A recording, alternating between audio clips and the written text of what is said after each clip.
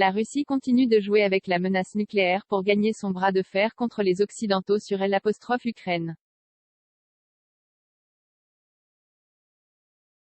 Moscou a ainsi affirmé mercredi que son armée avait simulé des tirs de missiles à capacité nucléaire dans l'enclave russe de Kaliningrad.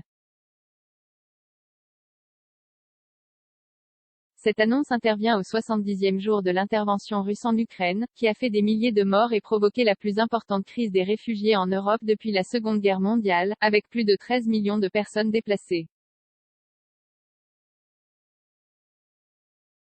Après avoir envoyé des soldats en Ukraine fin février, le président russe Vladimir Poutine a proféré des menaces à peine voilées laissant entrevoir une volonté de déployer des armes nucléaires tactiques.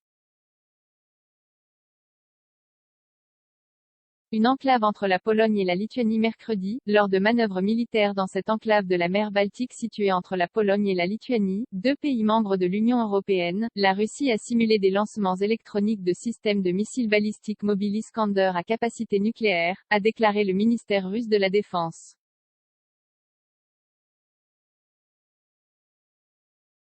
Les forces russes ont procédé à des frappes uniques et multiples sur des cibles qui simulaient des lanceurs de systèmes de missiles, des aérodromes, des infrastructures protégées, des équipements militaires et des postes de commandement d'un ennemi fictif.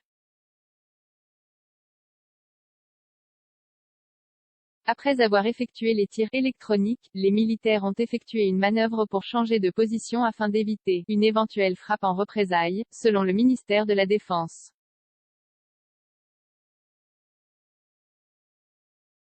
Les unités de combat se sont également exercées à des opérations dans des conditions de radiation et de contamination chimique.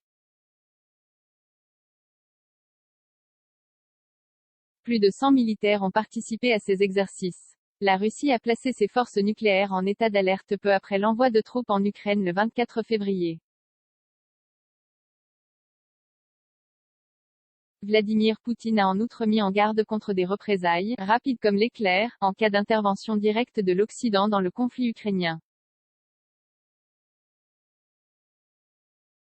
Une propagande en faveur des armes nucléaires surtout, selon des observateurs, ces derniers jours, la télévision d'État russe a tenté de rendre l'utilisation des armes nucléaires plus acceptable pour le public. Depuis 2 semaines, nous entendons à la télévision que les silos nucléaires devraient être ouverts, a ainsi affirmé mardi Dmitri Muratov, rédacteur en chef d'un journal russe indépendant et lauréat du prix Nobel de la paix.